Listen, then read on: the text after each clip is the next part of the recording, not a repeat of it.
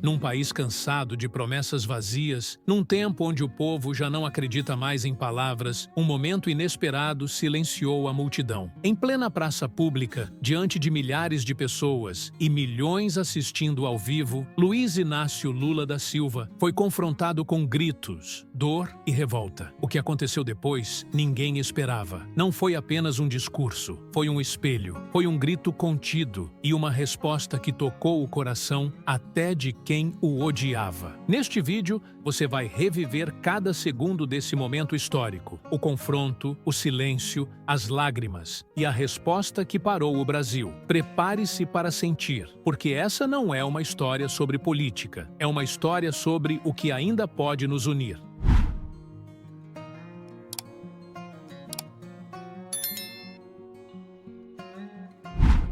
O sol escaldava o asfalto da Praça Central, onde milhares de pessoas se aglomeravam, apertadas, disputando sombra e espaço com a mesma ansiedade que se vê em dias históricos.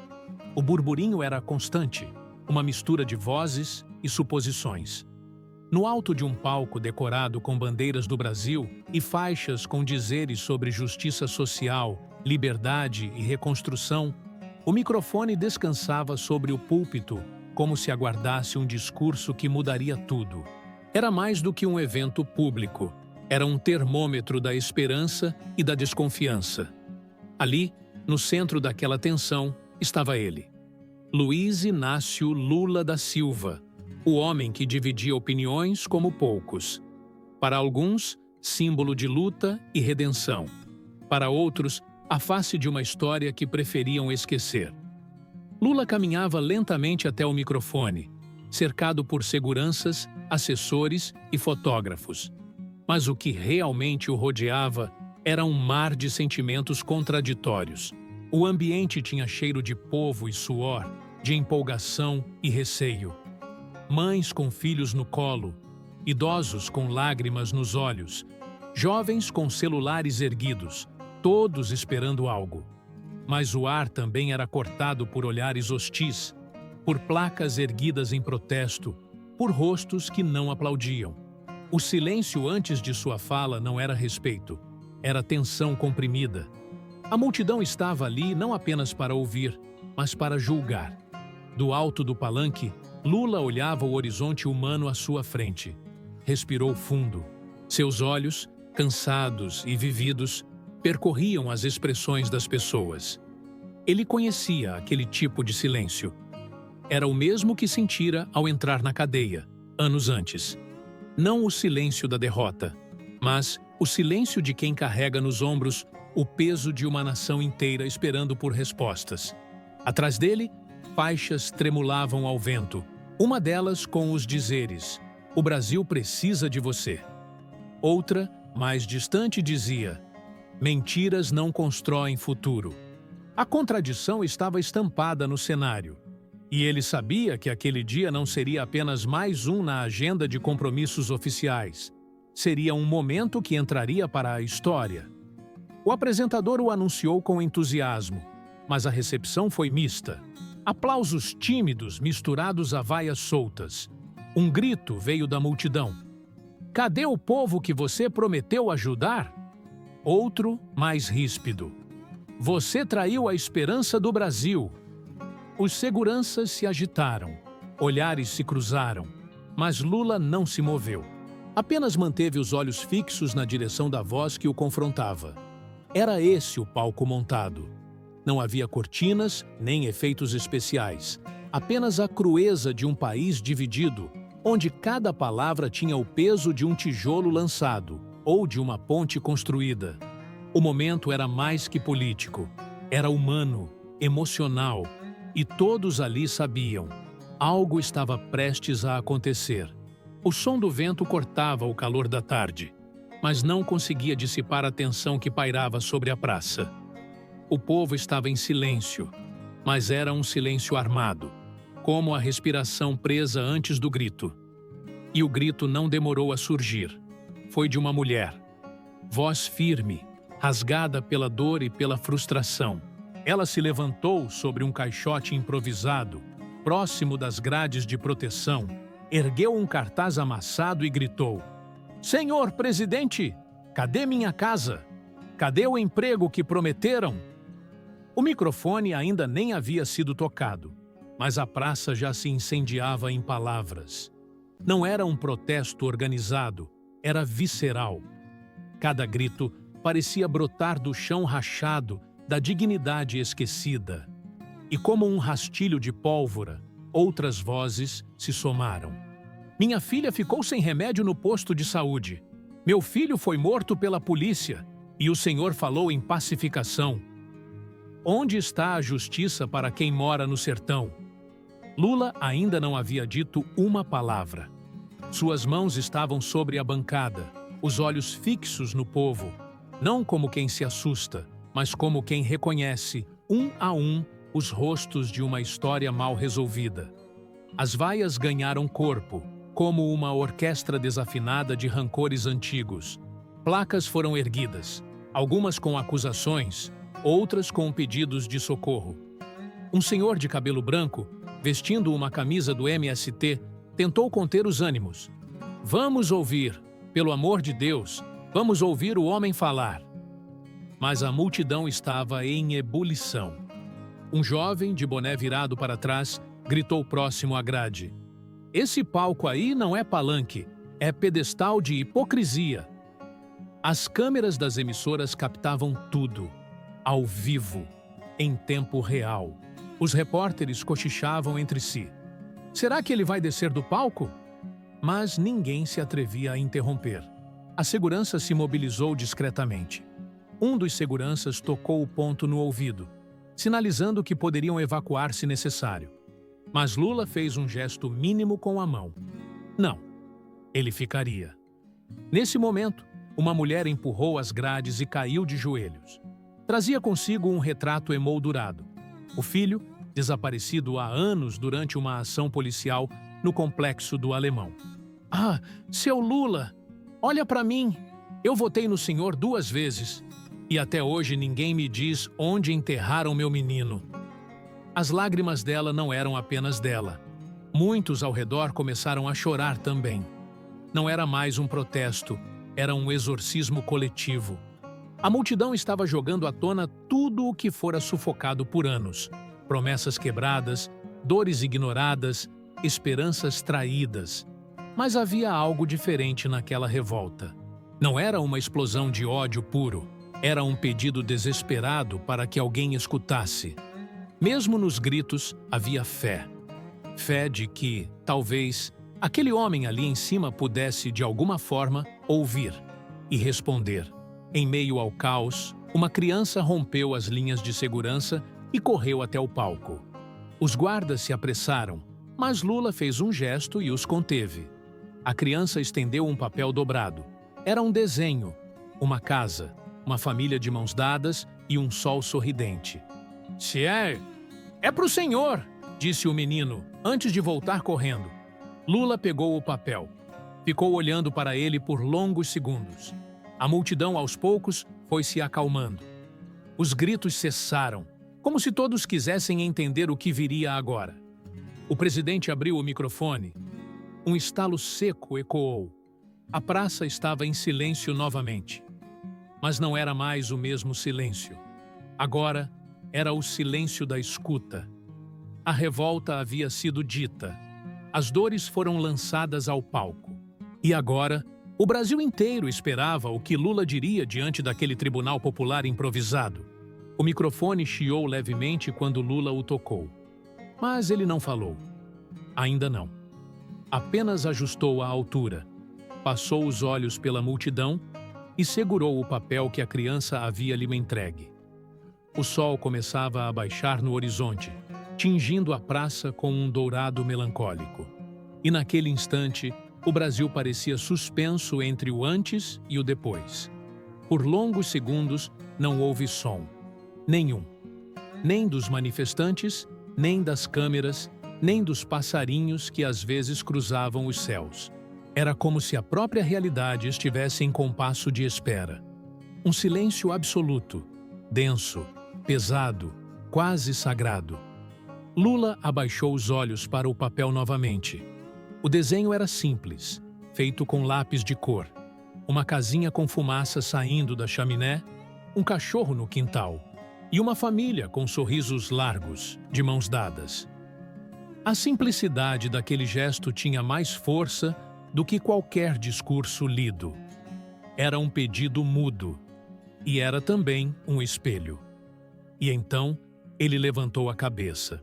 Seu olhar percorreu os rostos na multidão, como se tentasse guardar cada feição, cada rugas de dor, cada olhos marejados. Olhou para a mulher que gritara pelo filho desaparecido, para o jovem revoltado com o boné virado, para o idoso que pedira por escuta. Para cada um, ele ofereceu o mesmo olhar, um olhar de reconhecimento. Era um momento raro na política. Não havia cortina de fumaça, nem resposta pronta. Apenas um homem diante de um povo machucado. E o povo diante de um homem que, por mais poderoso que fosse, também carregava as cicatrizes de uma nação dilacerada. Lula finalmente inspirou, mas ainda não falou. Em vez disso, deu um passo à frente no palco. Deixou o papel dobrado cuidadosamente sobre o púlpito. Seus dedos tremeram levemente. O que acontecia ali não era medo, era o peso da responsabilidade. E então, algo quase invisível aconteceu. Um som, vindo do fundo da multidão. Era uma mulher cantando baixinho. A melodia era conhecida. Para não dizer que não falei das flores, de Geraldo Vandré. Outros começaram a acompanhá-la, quase em sussurros. A música era uma ferida aberta, uma lembrança de tempos em que o povo também se erguera, mesmo diante do impossível. As vozes se somaram, mas sem pressa, como se estivessem aquecendo um coração coletivo. Quando a música terminou, não houve aplausos. Apenas o som do vento, novamente. Foi então que Lula pegou o microfone com as duas mãos. Ainda sem dizer nada, olhou para o céu. Como se buscasse de lá a coragem que precisava. E naquele momento, um fato curioso. Um bando de pássaros passou em voo sincronizado por cima da praça. Alguém gritou: "É sinal!" Era como se o tempo, a natureza e a história estivessem se preparando para escutar junto com todos. O silêncio antes da tempestade não era mais apenas uma pausa. Era o ventre de algo profundo, prestes a nascer. A televisão registrava cada segundo. Os comentaristas, em estúdios a quilômetros dali, estavam calados. Não havia o que explicar. Era preciso apenas sentir. Lula respirou fundo mais uma vez e apertou o microfone com firmeza. Seus lábios se moveram ligeiramente, mas ainda não pronunciou nenhuma palavra. O tempo parecia ter parado. E então ele fechou os olhos. Por 2 segundos apenas. E, ao abri-los, a tempestade estava prestes a começar. Lula abriu os olhos e, dessa vez, falou. Sua voz saiu baixa, firme, sem pressa. Não gritou, não gesticulou. Apenas falou, como quem desenterra algo antigo, algo que ainda pulsa no fundo do peito. Eu não vim aqui hoje para pedir aplausos. Eu vim para ouvir vocês. A frase cortou o ar como uma lâmina afiada. Simples, direta e impossível de ignorar. E vou dizer mais. Eu não estou aqui como o presidente da República. Eu estou aqui como um homem que já teve a mão calejada de graxa e o estômago vazio, que já andou debaixo de sol quente vendendo laranja na rua, que já chorou escondido porque não podia pagar um remédio para a mãe. E também estou aqui como aquele que já errou, que já caiu, que já decepcionou. Silêncio absoluto. Eu ouvi o que vocês gritaram. Eu vi o retrato do seu filho, senhora, e vi o seu cartaz, meu filho. Disse, apontando para o jovem do boné. E isso tudo me rasga por dentro, porque eu conheço essa dor. Porque quando eu fui preso, lá naquela cela fria, o que mais me doía não era a solidão. Era saber que, do lado de fora, tinha gente sofrendo de verdade. e achando que eu era mais um dos que viraram as costas. A câmera da TV focou em um homem chorando na plateia. Era um servidor público que, dias antes, havia publicado nas redes sociais críticas severas ao governo. Agora, seus olhos estavam vermelhos e ele balançava a cabeça em silêncio. Eu não sou santo. E quem quiser um santo no poder, talvez precise de uma igreja, não de um governo. Mas eu sou um homem que não esqueceu de onde veio e que, mesmo com todas as pressões, todas as armadilhas, todas as decepções, ainda acredita que o Brasil pode ser justo com os seus. Lula segurou o papel do menino novamente. Olhem para esse desenho. É uma casa, uma família, um cachorro no quintal, um sol. Isso aqui é mais que um rabisco de criança. Isso aqui é o Brasil que a gente ainda pode construir. Mas ele não vai sair das mãos de um homem só, nem de um governo só. Ele vai sair das mãos do povo quando parar de se odiar, de se destruir, de achar que quem pensa diferente é inimigo. Nesse momento, aplausos tímidos começaram a surgir, hesitantes, como se os presentes estivessem testando se era permitido sentir o que estavam sentindo. Um velho militante levantou o punho cerrado. Uma mãe abraçou o filho e chorou baixinho. O jovem do boné baixou a cabeça. O que aconteceu comigo, com vocês, com o Brasil, não foi só político, foi humano. Fomos rasgados por dentro. Fomos colocados uns contra os outros. Irmão virou inimigo. Verdade virou moeda. Mas agora a gente tem uma escolha. Ou continua nessa espiral de ódio, ou aprende a conversar, a construir, a curar. Lula fez uma pausa.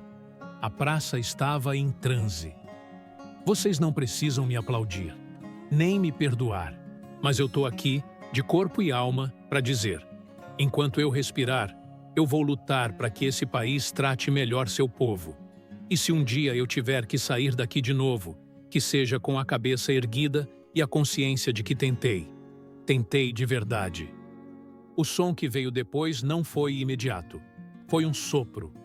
Como se o coração coletivo da multidão tivesse parado por um segundo e depois voltasse a bater.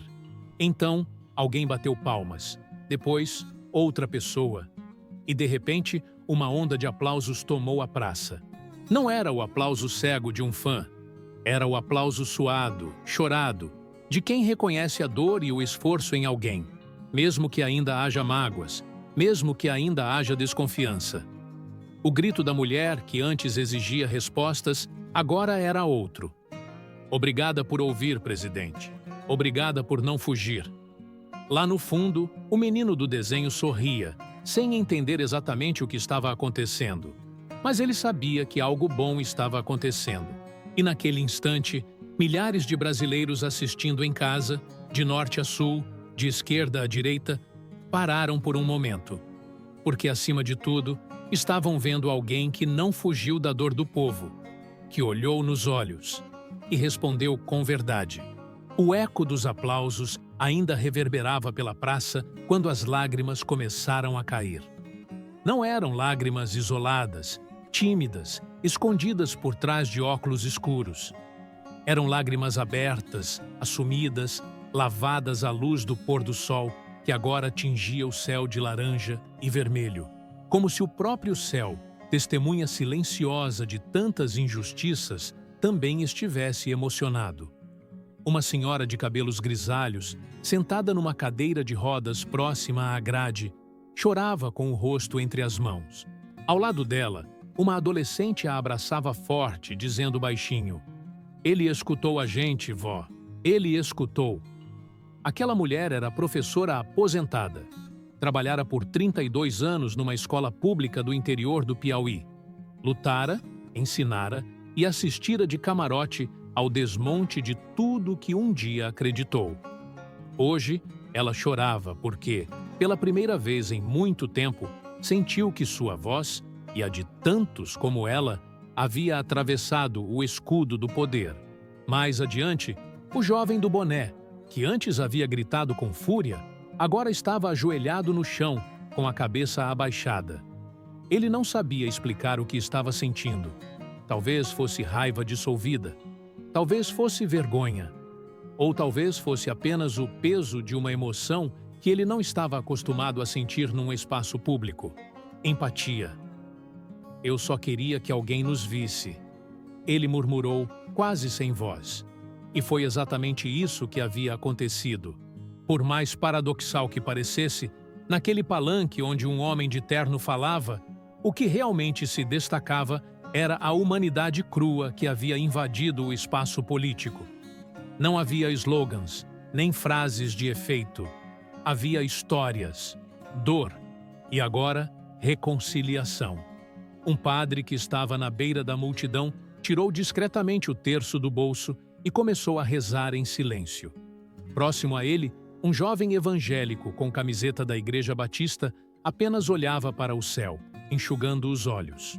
Eles nunca se falaram, nunca oraram juntos, mas naquele momento dividiam o mesmo sentimento: esperança no meio da fratura. Enquanto Lula descia do palco, escoltado por seus seguranças, estendeu a mão para algumas pessoas. Não fez acenos políticos nem poses para câmeras. Pegou as mãos com firmeza, como quem diz: eu sou de carne como você. Um homem negro, alto, com uniforme de gari, olhou Lula nos olhos e falou com a voz embargada: eu não concordei com tudo o que o senhor fez, mas hoje o senhor foi homem. Lula parou, olhou para ele e respondeu: hoje eu fui só um brasileiro. Os dois se abraçaram ali mesmo. Não se conheciam, mas o abraço foi longo, verdadeiro, sem palavras desnecessárias. Ao redor deles, a multidão observava em silêncio. Muitos já haviam guardado suas faixas, abaixado seus cartazes. Não porque desistiram de cobrar, mas porque algo mais importante havia acontecido. O diálogo renasceu. Do alto de um prédio ao lado, um fotógrafo profissional capturou a cena exata do abraço. Dias depois, essa imagem circularia o mundo, se tornaria símbolo, não de vitória política, mas de um Brasil que ainda sabia chorar junto. Entre os rostos emocionados estava também o de uma mulher indígena, com cocar de penas vermelhas e rosto pintado. Ela não havia dito uma palavra o evento inteiro, apenas observava. Mas ao final, aproximou-se de uma repórter e disse em voz baixa: hoje, o branco não falou sozinho. Ele escutou o espírito da floresta também. Na saída, não houve tumulto. Apenas passos lentos, olhares trocados, abraços discretos entre desconhecidos, como se cada um soubesse que, por mais breve que fosse, aquele momento havia sido diferente. E a diferença não estava no palanque. Estava no coração de quem esteve presente. E chorou. Quando a noite caiu sobre a praça, não havia mais discursos. As bandeiras foram recolhidas, os equipamentos desmontados, as câmeras desligadas. Mas algo permanecia no ar. Algo mais forte que o som, mais denso que a luz. Era a sensação de que, pela primeira vez em muito tempo, o Brasil tinha parado para ouvir e sentir junto. A praça estava mais vazia, mas ainda viva. Alguns grupos continuavam sentados no chão, conversando, trocando histórias, como se tivessem redescoberto que era possível estar juntos sem se odiar, sem rotular, sem gritar mais alto só para vencer um debate que ninguém realmente vence. Lula havia ido embora, mas sua presença ainda pairava sobre os que ficaram. E não era a presença de um político. Era a de um homem que ousou enfrentar não apenas as críticas, mas o silêncio que o separava do povo. Naquela noite, em lares por todo o país, o assunto nas mesas não era corrupção, nem eleição, nem alianças partidárias. Era dor, era escuta, era a lembrança de um abraço, de um olhar, de um pedido de perdão que parecia verdadeiro. Muitos ainda estavam céticos, e tinham razão. A cura de um país ferido não se faz com um discurso. Mas aquele evento público provou algo maior. O Brasil ainda é capaz de chorar junto. E, portanto, ainda é capaz de se curar. Crianças perguntaram aos pais: por que ele chorou? Pais responderam com sinceridade: porque tem coisas que a gente precisa sentir para entender. E em muitos corações, uma chama foi reacendida. Pequena, tímida, mas viva. Não era o fim de uma divisão.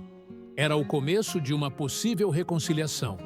E essa reconciliação não começaria em Brasília, nem em Brasília apenas.